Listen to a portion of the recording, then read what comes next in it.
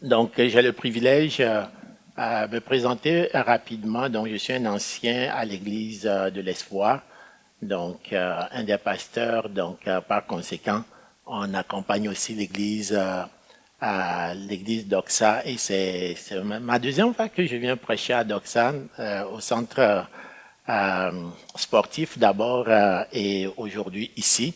Donc, c'est un plaisir d'être avec vous.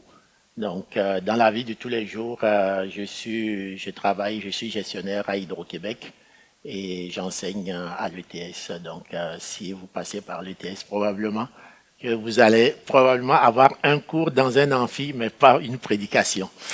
Donc, c'est un plaisir pour moi de partager la parole ce matin avec vous.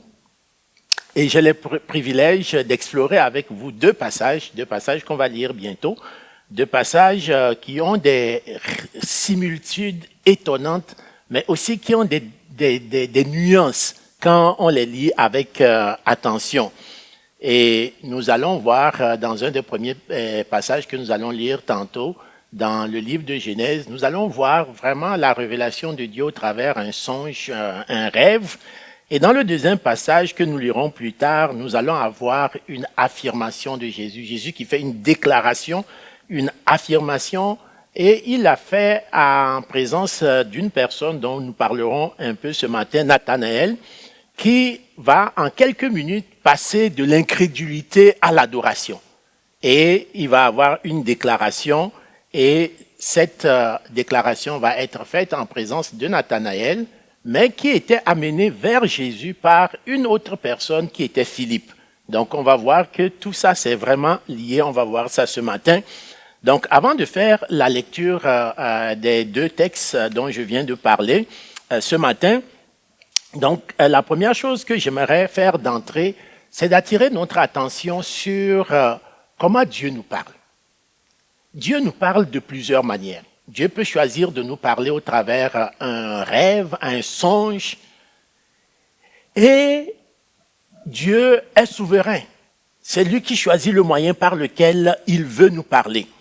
Comme il est écrit, Dieu nous parle tantôt d'une manière, tantôt d'une autre, et souvent c'est nous, comme êtres humains, qui ne prenons pas garde. Donc, est-ce que Dieu parle au travers d'un rêve? Peut-être, oui, il l'a fait, c'est ce qu'on va voir aujourd'hui dans le premier texte que nous allons lire, c'est ce que Dieu a fait en se révélant à Jacob. Mais, de grâce, n'allez pas croire et n'allez pas interpréter que dans tous vos rêves, Dieu a quelque chose à vous dire. Donc, le but du message n'est pas que vous partiez avec la conclusion que si j'ai fait un rêve, il faut que je trouve le sens spirituel qui est caché derrière ce rêve. Mais Dieu peut nous parler aussi par l'intermédiaire d'un frère, par l'intermédiaire d'une sœur, parce qu'il est souverain. Et c'est ce que nous allons voir aussi dans le texte ce matin. Dieu s'est révélé à Nathanaël en utilisant Philippe, qui est le premier à rencontrer Jésus et s'est empressé d'aller parler à un de ses amis, Nathanaël, en lui disant « Viens, j'ai retrouvé un homme exceptionnel, j'ai retrouvé le Messie. » Mais Dieu peut aussi nous parler directement. Dieu peut nous parler directement, et c'est ce que Dieu a fait aussi dans le texte que nous allons lire ce matin. Jésus-Christ s'est adressé directement à Nathanaël. Directement en lui faisant une des plus merveilleuses déclarations, nous allons le voir ce matin. Il est possible que nous ne rencontrions pas Jésus comme Nathanaël l'a fait dans le passé, au coin d'une rue ou sous un arbre. Mais Dieu parle encore aujourd'hui. Dieu nous parle encore aujourd'hui directement au travers de sa parole. Et ce matin, par la grâce de Dieu, j'ose croire que Dieu va nous parler au travers de sa parole. Prions et faisons la lecture de la parole. Seigneur, ce matin, c'est humblement que nous venons devant toi, sans prétention de pouvoir interpréter ou de pouvoir présenter ta parole. Ta parole est trop immense, elle est trop profonde, elle est trop grande pour qu'un être humain, Seigneur, pense être en mesure de la comprendre ou de l'interpréter. Mais Seigneur, c'est rempli de l'Esprit de Dieu que nous voulons nous approcher ce matin en ta présence. Pour croire que, Seigneur, ce matin, nous n'allons pas entendre un homme nous parler, mais que nous allons entendre ton Esprit nous parler. Seigneur, nous ne sommes pas venus ce matin pour écouter un homme. Nous sommes là pour t'écouter, toi le seul vrai Dieu. Saint-Esprit, viens nous parler. Viens, selon la promesse qui a été faite, prends de ce qui est de Jésus et transmets-le nous ce matin. Viens nous parler cœur à cœur, esprit à esprit. Viens, Seigneur, te révéler à ton peuple ce matin. Seigneur, ce matin, je prie afin que je ne sois entre tes mains qu'un simple canal. Seigneur, ce matin, je prie afin que tu me fasses de devant ton peuple, afin que ton peuple ne voie que toi et toi seul. Éternel, que ton nom soit glorifié. Oui, Éternel, pas à nous, mais à ton nom donne gloire, à cause de ta bonté et de ta fidélité, en Jésus-Christ. Amen. Amen. J'aimerais faire la lecture des deux passages ce matin, autour desquels nous allons ensemble réfléchir. Le premier est tiré de Genèse. Je vais le lire dans la nouvelle édition de Genève. Donc, Genèse au chapitre 28, du verset 10 au verset 22. Là, il est écrit: Jacob partit de Beersheba et s'en alla à Charan. Il arriva dans un lieu où il passa la nuit, car le soleil était couché. Il prit une pierre dont il fit son chevet, et il se coucha dans ce lieu-là. Il eut un songe, et voici, une échelle était appuyée sur la terre, et son sommet touchait au ciel. Et voici, les anges de Dieu montaient et descendaient par cette échelle. Et voici, l'Éternel se tenait au-dessus d'elle, et il dit: Je suis l'Éternel, le Dieu d'Abraham, ton père, et le Dieu d'Isaac. La terre sur laquelle tu es couché, je la donnerai à toi et à ta postérité. Ta postérité sera comme la poussière de la terre. Tu t'étendras à l'Occident et à l'Orient, au septentrion et au Midi, et toutes les familles de la terre seront bénies en toi et en ta postérité. Voici, je suis avec toi, je te garderai partout où tu iras, et je te ramènerai dans ce pays, car je ne t'abandonnerai point, que je n'ai exécuté ce que je te dis. Jacob s'éveilla de son sommeil et dit: Certainement l'Éternel est en ce lieu et moi je ne le savais pas. Il eut peur et il dit que ce lieu est redoutable. C'est ici la maison de l'Éternel, c'est ici la porte des cieux. Et Jacob se leva de bon matin, il prit la pierre dont il avait fait son chevet, il la dressa pour monument et il versa de l'huile sur son sommet. Il donna en ce lieu le nom de Béthel, mais la ville s'appelait auparavant Luz. Jacob fit un vœu en disant: Si Dieu est avec moi et me garde pendant ce voyage que je fais, s'il me donne du pain à manger et des habits pour me vêtir, si je retourne en paix à la maison de mon père, alors l'Éternel sera mon Dieu. Cette pierre que j'ai dressée pour monument sera la maison de Dieu, et je te donnerai la dîme de tout ce que tu me donneras. Amen. Donc, voici le premier texte. Nous allons lire un deuxième texte, cette fois-ci dans le Nouveau Testament.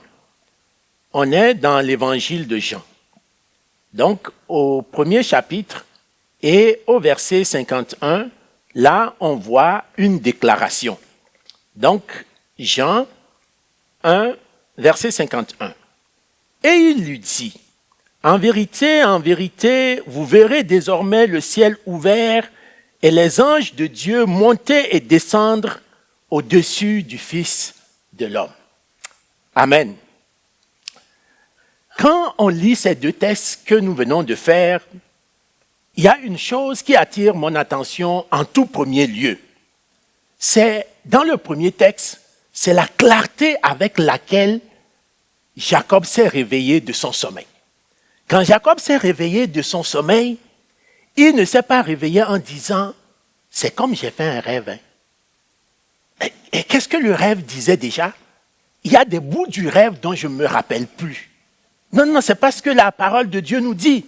La parole de Dieu nous dit que quand Jacob s'est réveillé de son rêve, il avait en mémoire la totalité de ce que Dieu lui a révélé. Bien-aimé, quand Dieu vous parle, et si Dieu choisit de vous parler au travers un rêve, Dieu vous parle toujours directement et de façon claire. Il s'est réveillé en ayant la conviction que le Dieu de son grand-père Abraham, que le Dieu de son père Isaac s'était révélé à lui. Il ne s'est pas posé la question, quel est le sens de mon rêve? Et c'est de la manière dont Dieu s'adresse toujours à ses serviteurs et à ses servantes. Méfiez-vous des interprètes professionnels des rêves.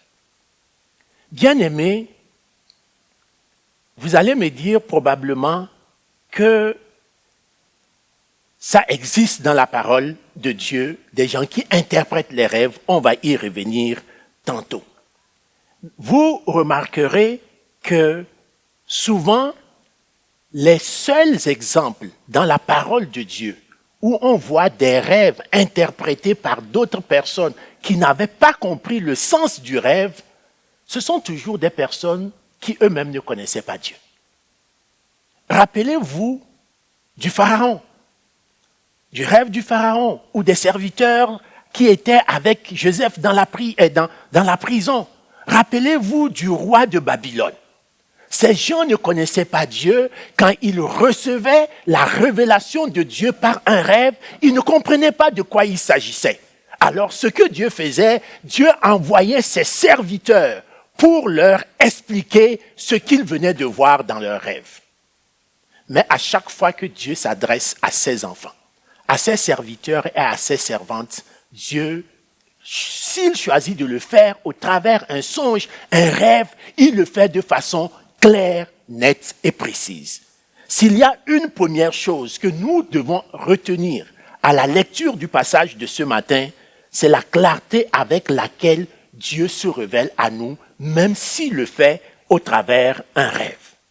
Nous, comme enfants de Dieu, nous devons avoir cette conviction que nous n'avons pas besoin de consulter des interprètes professionnels pour nous expliquer ce que Dieu avait en tête quand il nous a révélé des choses. Si Dieu veut nous révéler des choses, même au travers d'un rêve, bien-aimés, soyez-en convaincus, Dieu a les moyens de se révéler à vous très clairement. Dieu n'a pas besoin que vous alliez voir un interprète professionnel. Mais allons-y plus loin. Nous avons lu donc un premier texte, c'était le songe de Jacob. Dans le deuxième texte que nous avons lu, nous voyons autre chose. On se rend compte que c'est Jésus qui parle. Jésus parle à quelqu'un. On a lu juste un verset, donc on ne connaît pas toute l'historique. On ne sait pas à qui Jésus parlait, mais comme je le disais en introduction, Jésus parlait à Nathanaël. Et qu'est-ce qu'on remarque? C'est que Jésus va faire une révélation très importante à Nathanaël. Et il le révèle de façon très claire et précise. Et Jésus révèle une des vérités les plus essentielles de la foi chrétienne dans le texte que nous avons lu. C'est que désormais, la porte du royaume de Dieu est désormais ouverte. Jésus explique à Nathanaël que la porte du royaume de Dieu est désormais ouverte. Et nous savons où est cette porte. Nous savons où la trouver. La porte ne se trouve ni à Bethel, ni à Jérusalem. Cette porte se trouve en Jésus-Christ seulement. Voici la vérité. Voici comment je résumerai l'exposé de ce matin. Jésus-Christ est la seule porte qui nous donne accès au ciel. Il nous assure un accès permanent au royaume de Dieu et rend possible le service divin dans la vie de celui qui place sa foi en lui. Laissez-moi répéter le résumé de l'exposé ce matin. Jésus-Christ est la seule porte qui nous donne accès au ciel. Il nous assure un accès permanent au royaume de Dieu et rend possible le service divin dans la vie de celui qui place sa foi en lui. Ce résumé met la table sur la structure de mon exposé en deux parties. La première partie que nous allons voir, c'est que le royaume de Dieu, maintenant, Dieu se présente. Le maître du royaume de Dieu, Dieu se présente. Le ciel est ouvert. Le royaume de Dieu et son maître, nous allons le voir dans toute sa splendeur et il nous dit que désormais nous pouvons entrer. L'entrée est possible et cette entrée n'est possible qu'au travers de Jésus-Christ. Jésus, c'est la porte par laquelle nous pouvons avoir accès au royaume de Dieu. C'est la porte des brebis. C'est la porte par laquelle nous pouvons accéder au royaume de Dieu. Jésus est le seul médiateur entre Dieu et les hommes. Dans la deuxième partie, nous allons voir comment répondre à cette invitation. La Bible nous dit que la porte du ciel est ouverte et que nous pouvons devenir désormais, nous pouvons venir entrer désormais. Mais comment pouvons-nous répondre à cette invitation si alléchante? Et une réponse négative va être vraiment le regret éternel, car cette invitation, elle est trop belle pour être refusée. Mais nous devons répondre avec émerveillement, nous devons répondre avec crainte et nous devons répondre avec une consécration pleine et entière. Voilà ce que nous allons voir ce matin. D'abord, le ciel s'ouvre et nous invite. Le maître du ciel se présente à nous. Relisons les trois premiers versets. Genèse 28, 10 à 13, première partie. Jacob partit de Beersheba et s'en alla à Charan. Il arriva dans un lieu où il passa la nuit, car le soleil était couché. Il prit une pierre dont il fit son chevet et il se coucha en ce lieu-là. Il eut un songe. Et voici une échelle était appuyée sur la terre et son sommet touchait au ciel. Et voici les anges de Dieu montaient et descendaient de cette échelle, et voici l'Éternel se tenait au-dessus d'elle. Ce qui frappe Jacob dans son rêve, ce n'est pas le fait qu'il y avait une échelle entre le ciel et la terre, mais ce qui le frappe littéralement, c'est le fait qu'il avait vu quelqu'un au-dessus de cette échelle. Et Jacob dit que c'est l'Éternel. Jacob n'ose même pas décrire la personne qu'il voit au-dessus de cette échelle. Il dit tout simplement, c'est l'Éternel. L'Éternel est la personne où c'est vraiment la chose la plus fascinante que Jacob a vue au-dessus de cette échelle et il n'ose même pas décrire ce qu'il a vu tellement il n'aurait pas les mots. D'ailleurs, quelques-uns dans la parole de Dieu se sont un peu avancés à vouloir décrire qui était Dieu, comment ils le voyaient ou comment ils l'ont vu ou comment Dieu s'est présenté à eux. Vous connaissez très bien comment Moïse a tenté de décrire ce qu'il voyait quand il était sur la montagne. Vous connaissez comment le prophète Ésaïe a essayé de décrire quand Dieu s'est présenté à lui dans une vision. Vous voyez aussi comment l'apôtre Jean a tenté dans Apocalypse de décrire la gloire de Dieu. Mais rapidement, qu'est-ce qu'on constate? On constate que toutes les personnes, dans toutes les générations, qui ont tenté d'expliquer, de décrire, d'ajouter des qualificatifs à Dieu, rapidement se sont trouvés à court de mots. Ils ne savaient plus comment le dire. Ils ne savaient plus comment décrire ce Dieu si grand, si majestueux, si glorieux. En face d'une telle majesté, nous sommes tremblants. Nous sommes tremblants de peur, nous sommes tremblants d'épouvante parce que nous nous demandons si nous sommes dignes d'être dans sa présence. Mais cela ne dure qu'un instant.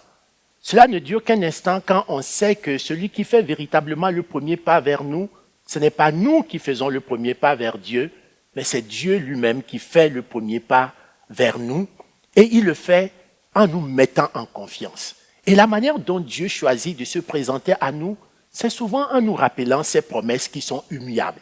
Et c'est ce que Dieu fait ici. Dieu est fidèle à sa promesse. Versets 13 à 14. Voici ce que la parole de Dieu dit. Et voici l'Éternel se tenait au-dessus d'elle.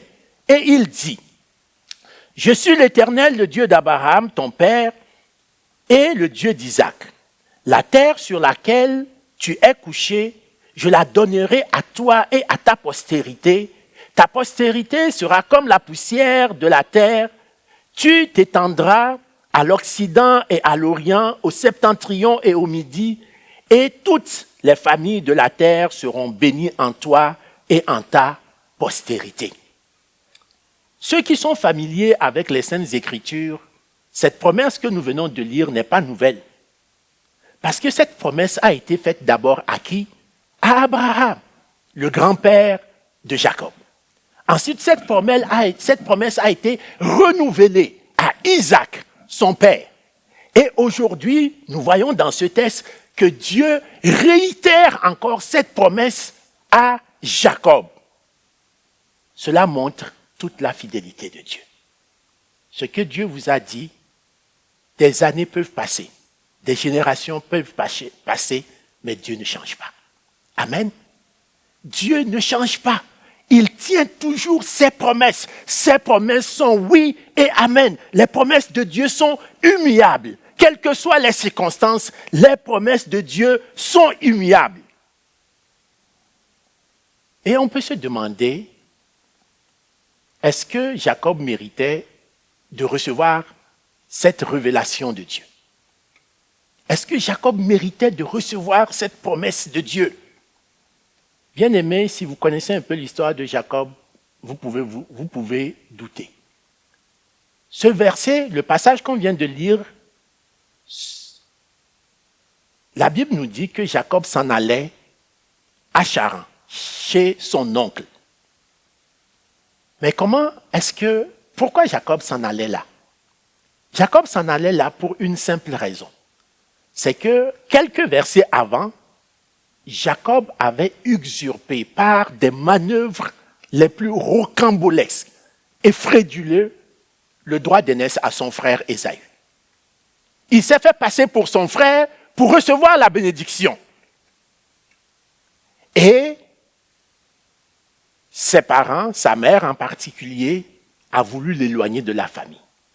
Oui, certes, le passage nous dit qu'il a envoyé chez son oncle parce qu'il ne voulait pas qu'il reste en contact avec les femmes de la région de peur qu'il s'éloigne de Dieu. Mais aussi en partie parce qu'il voulait l'épargner éventuellement d'une colère de son frère qui venait de constater que son petit frère Jacob s'était joué de lui de la manière la plus frauduleuse. La question qu'on peut se poser, honnêtement, est-ce que c'est à une telle personne que Dieu doit se révéler? Est-ce que cette personne mériterait que Dieu lui refasse ou réitère les promesses qu'il a faites à son grand-père et à son père? La question mérite d'être posée et la réponse est simple. La réponse, c'est que Dieu choisit de nous parler même quand parfois nous sommes au plus bas de notre foi. Quand parfois nous pensons que nous ne méritons même pas que Dieu lève un regard favorable envers nous. Rappelez-vous du publicain qui est monté au temple et qui priait et qui disait « Seigneur, sois apaisé envers moi parce que je ne suis pas digne de lever même les yeux vers toi. » Et Jésus nous enseigne que ce dernier est sorti du temple en ayant reçu l'approbation de Dieu. Bien-aimé, je ne sais pas si tu penses que Dieu, ce matin, que tu n'es pas digne que Dieu se révèle à toi. Si tu le penses ou que tu le crois, sache que Dieu s'est révélé à Jacob, alors qu'il ne méritait pas. Dieu peut se révéler à nous, certes, quand nous sommes au sommet de notre foi, quand tout va bien dans notre marche avec lui. Mais Dieu peut se révéler aussi à nous quand tout va mal. Quand nous sommes au creux de notre foi, quand nous passons par le désert, Dieu peut se révéler et c'est ce qu'il a fait ici en rappelant les promesses qu'il a faites à Abraham et à Isaac. Bien-aimés, en Dieu, il y a point une ombre de changement. Même dans notre pire infidélité, Dieu demeure fidèle. Amen.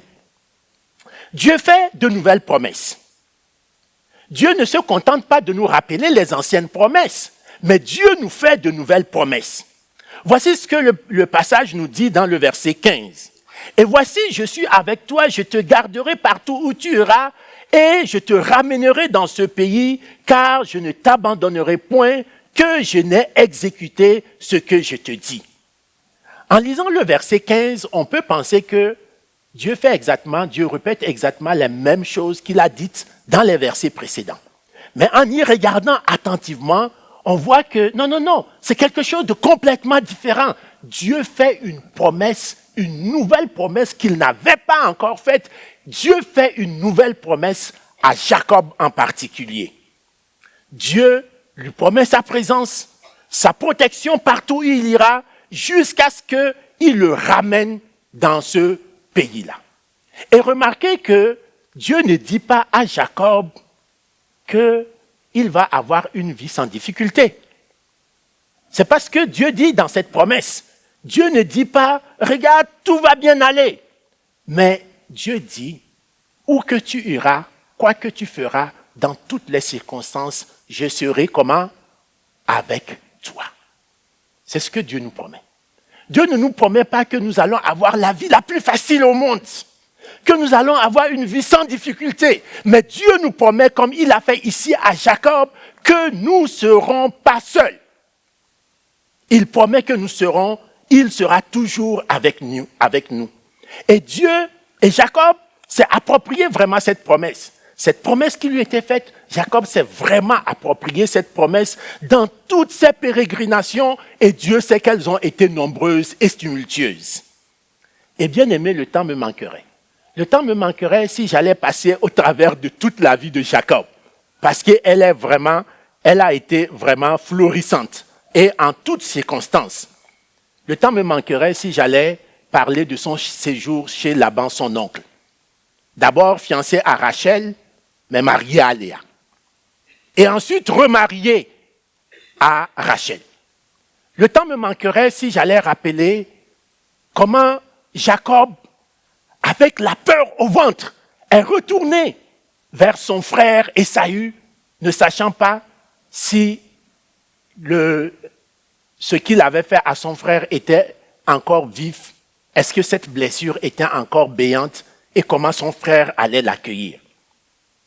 Le temps me manquerait si je devais passer en revue la peine que Jacob a eue quand un de ses fils, ou que dis-je, quand son fils préféré, Joseph, a été vendu par ses propres frères en faisant croire à leur père qu'il était mort.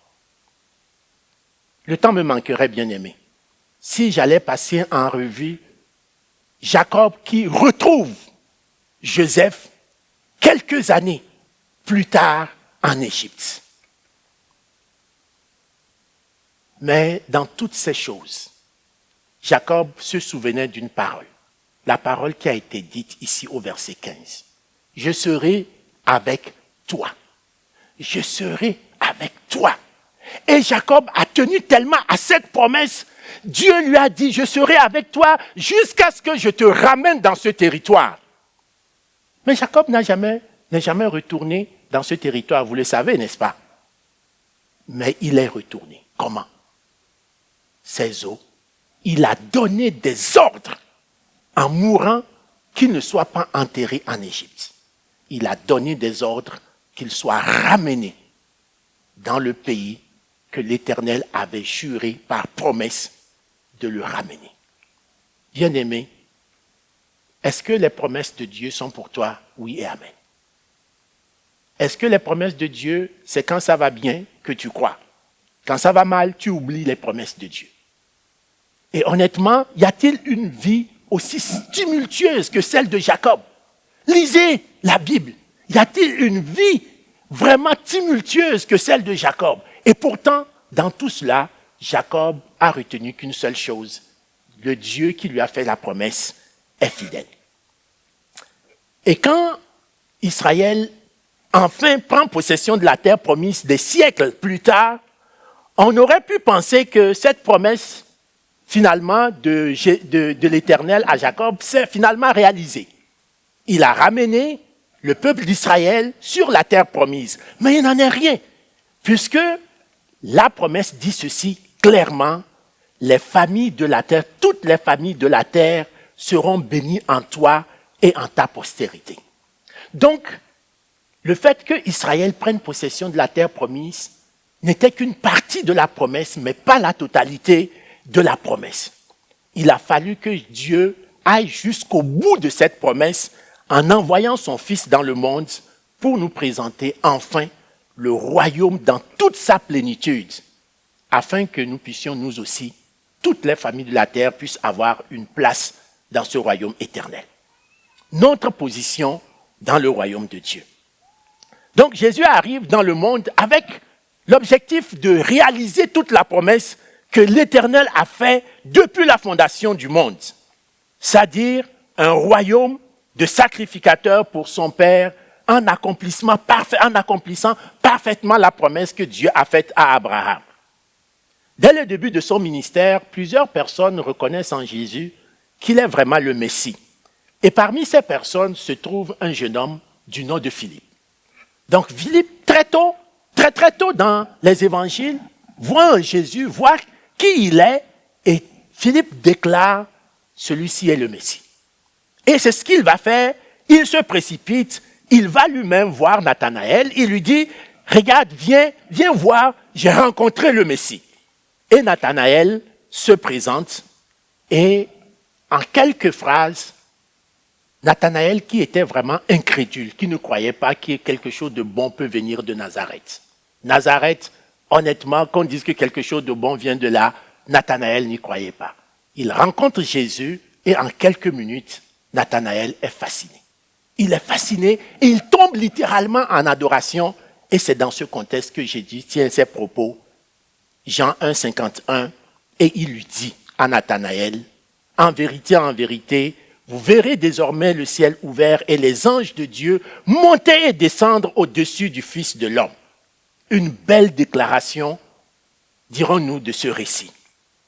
Et honnêtement, en y réfléchissant, on peut croire que cette déclaration est hors sujet parce que on ne comprend pas pourquoi Jésus dit ces paroles juste comme ça à Nathanaël. Mais honnêtement, si vous lisez les Écritures, c'est la plus belle déclaration, du moins une des plus belles déclarations où Jésus dit directement son identité, où il dit qui il est véritablement, où il se présente exactement comme il est. Il dit quelle est sa relation particulière avec le Père. C'est ce que Dieu révèle ici. Jésus révèle cette proximité qu'il a avec le Père. Il dit, vous verrez le ciel ouvert. Le ciel est ouvert enfin. Le ciel, ce n'est plus quelque chose que nous allons voir de temps en temps. Le ciel est désormais ouvert. Et il n'est pas ouvert par hasard. Il est ouvert pour établir un lien direct entre le Père et le Fils. Vous verrez les anges du ciel monter et descendre sur le Fils de l'homme, a déclaré Jésus. L'accès du ciel maintenant n'était pas seulement de temps en temps. Vous voyez, Jacob a vu un petit temps, le ciel ouvert pendant son rêve. Et le ciel s'est fermé. Mais avec Jésus, le ciel était ouvert et il ne se fermera plus jamais. Le ciel était ouvert pour de bon. Le ciel était ouvert et l'ouverture est permanente, mais il n'y a qu'un seul accès pour y accéder. Et cet accès, c'est Jésus-Christ. Et c'est cette vérité que l'apôtre Paul enseigne aux Éphésiens. Désormais, nous pouvons monter dans le royaume de Dieu. Nous pouvons avoir un accès direct si du moins nous utilisons la porte unique que Dieu a prévue à cet effet, c'est-à-dire Jésus-Christ. Voilà ce que l'apôtre Paul enseigne aux Éphésiens au chapitre 2, verset 19. Ainsi donc, vous n'êtes plus des étrangers ni les gens du dehors, mais vous êtes concitoyens des saints, des gens de la maison de Dieu. Voyez-vous, nous ne sommes pas des gens qui, de temps en temps, découvrons comme une petite ouverture pour voir la gloire de Dieu, mais nous sommes des hommes et des femmes des citoyens légitimes du royaume de Dieu, nous sommes appelés à vivre constamment dans le royaume de Dieu avec Dieu. Nous sommes désormais citoyens de ce royaume. Il serait fastidieux, bien-aimé, si je voulais faire la liste de tout ce que nous pouvons avoir comme privilège dans ce royaume. Être citoyen de ce royaume, voyez, si vous êtes citoyen canadien, vous avez des privilèges, n'est-ce pas? Vous avez le droit de vote, vous pouvez avoir un passeport canadien et vous pouvez bénéficier de telle ou telle chose. Alors, qu'est-ce que ça donne d'être un citoyen du royaume de Dieu? Le temps me manquerait si j'allais faire toute la liste. Mais le verset 51 qu'on vient de lire nous ouvre une petite fenêtre sur les privilèges qui viennent avec notre nouveau statut. Maintenant, je ne suis pas seulement, j'ai 3 citoyennetés. Je suis togolais, pays d'origine, canadien, pays d'adoption, et éternellement, je suis citoyen du ciel. Je suis citoyen du ciel, et pour chacun de ces passeports que j'ai désormais, cela vient avec un certain nombre de privilèges. Et voici les privilèges que Jésus lui-même nous révèle. Le maître du royaume assure lui-même un service divin à tous ses citoyens. C'est Jésus lui-même, le maître, qui assure un service première classe à tous ses citoyens. C'est ce que la Bible nous dit dans le verset 51. Il fait exécuter ses ordres par toutes ses créatures, et les anges font partie des créatures de Dieu. Et les anges sont au service de Jésus-Christ en faveur des citoyens du royaume. Bien aimés, les anges ne sont pas sous nos ordres. Ils sont à notre service, ils ne sont pas sous nos ordres.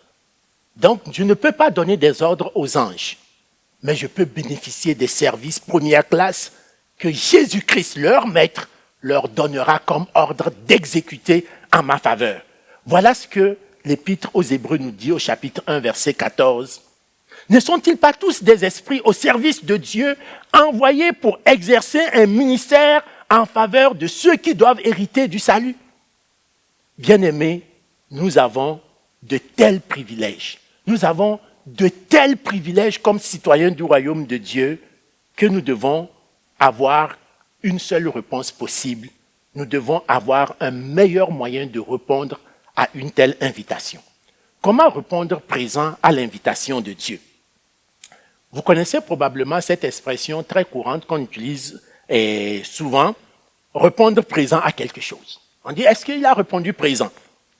Et qu'est-ce que ça veut dire littéralement? Je suis allé chercher dans le dictionnaire la définition.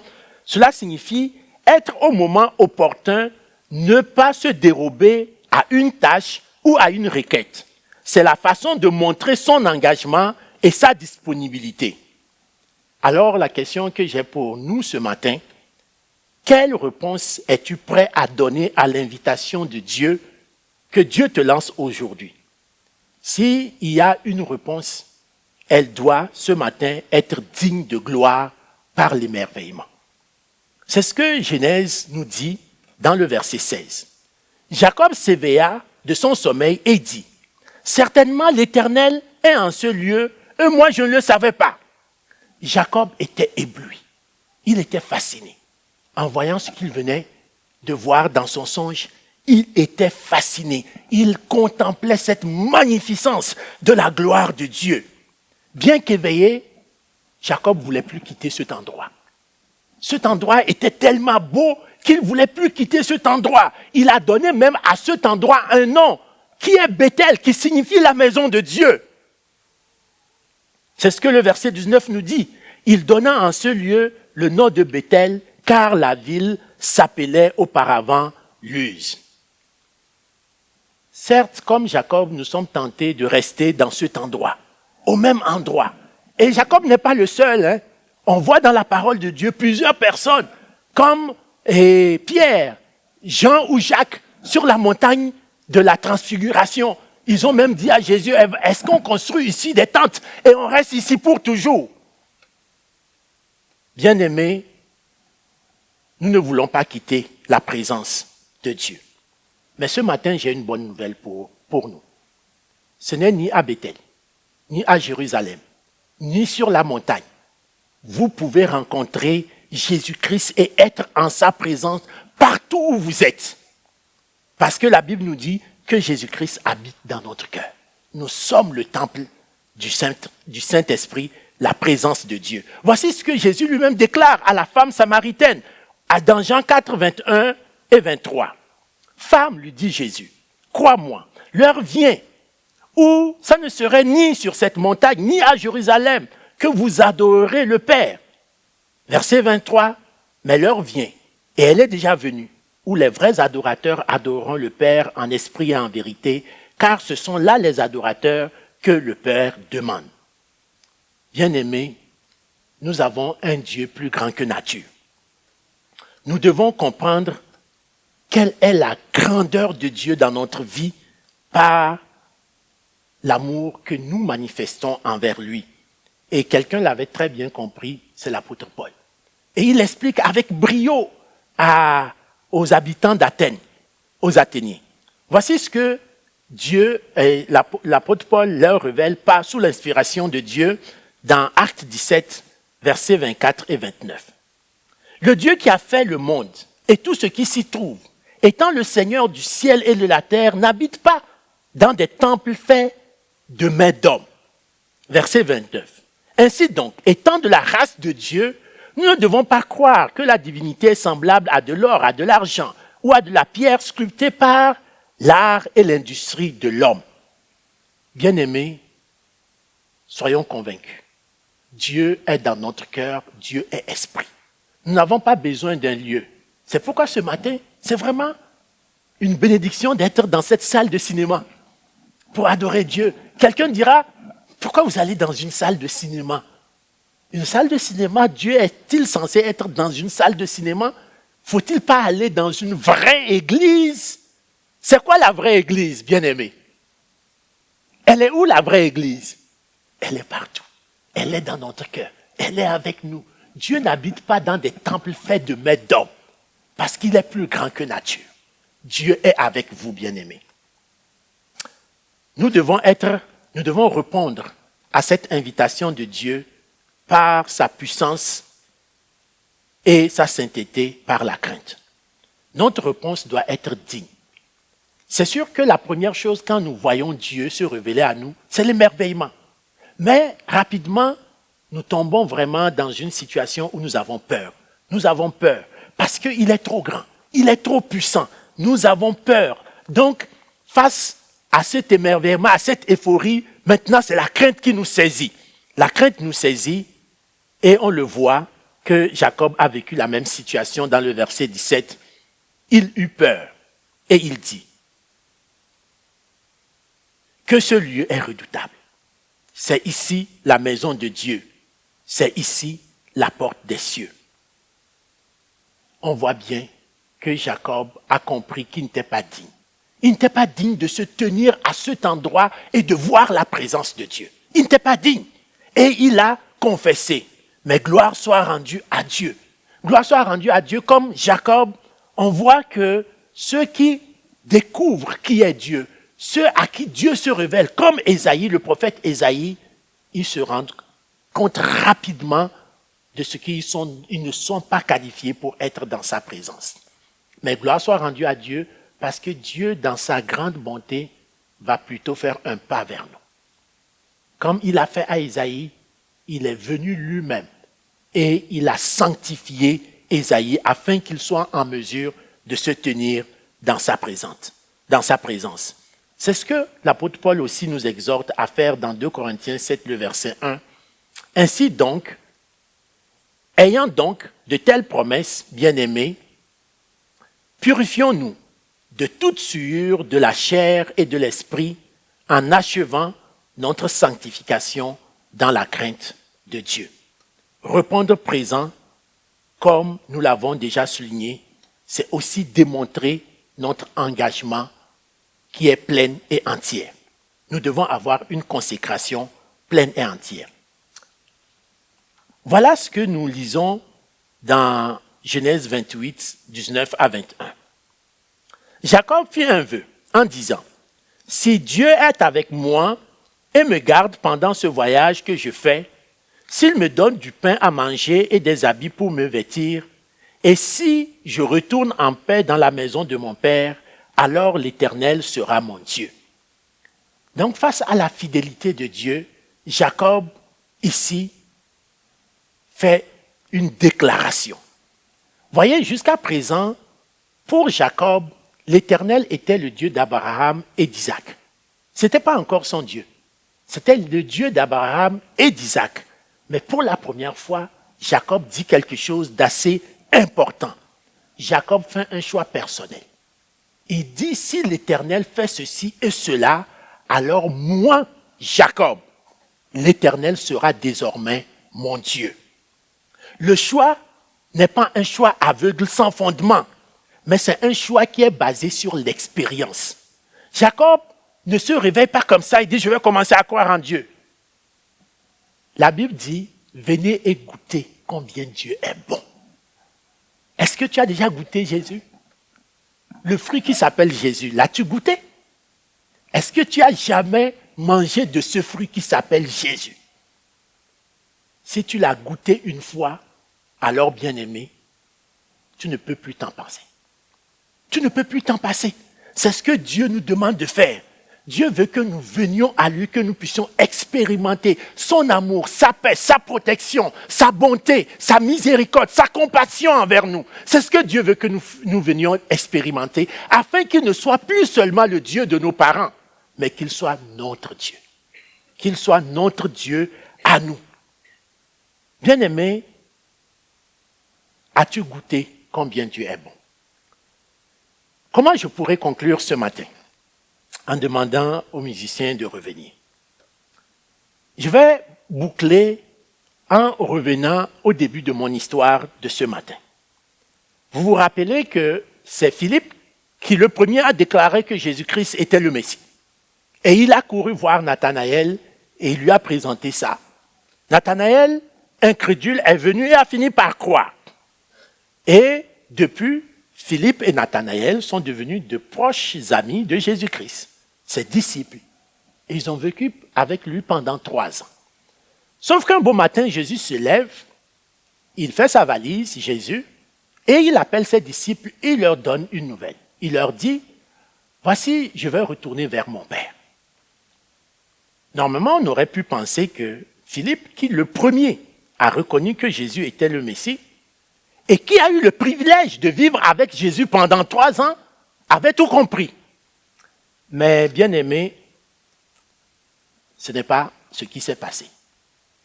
Dans Jean 14, les versets 8 à 10, écoutez ce qui suit. Jésus annonce donc à ses disciples, je m'en vais vers le Père, parce que mon ministère terrestre est accompli. Et parmi ses disciples se trouvent Nathanaël et Philippe. Voici la réaction de Philippe. Philippe lui dit, Seigneur, montre-nous le Père, et cela nous suffit. Jésus lui dit, il y a si longtemps que je suis avec vous, et tu ne m'as pas connu, Philippe? Celui qui m'a vu a vu le Père. Comment dis-tu, montre-nous le Père?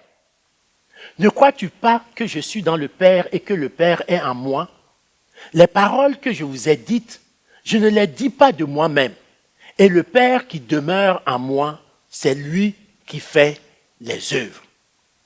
Ce récit, bien-aimé, est une mise en garde pour nous. C'est une mise en garde afin que nous retenions jusqu'à la fin ce que nous avons connu pour certaines, pour étant vrai. Si tu crois que Jésus est le Seigneur et le Sauveur, ce n'est pas seulement pour ce matin. Ce n'est pas seulement jusqu'à la semaine prochaine. Ce n'est pas seulement jusqu'à ce que tu sois gradué. Ce n'est pas seulement jusqu'à ce que tu aies une famille. Ce n'est pas seulement jusqu'à ce que tu aies des cheveux blancs. Mais c'est jusqu'à la fin. Voilà ce que la parole de Dieu nous dit. À l'opposé de Philippe, il y a quelqu'un qui avait vraiment retenu la leçon. C'est Étienne.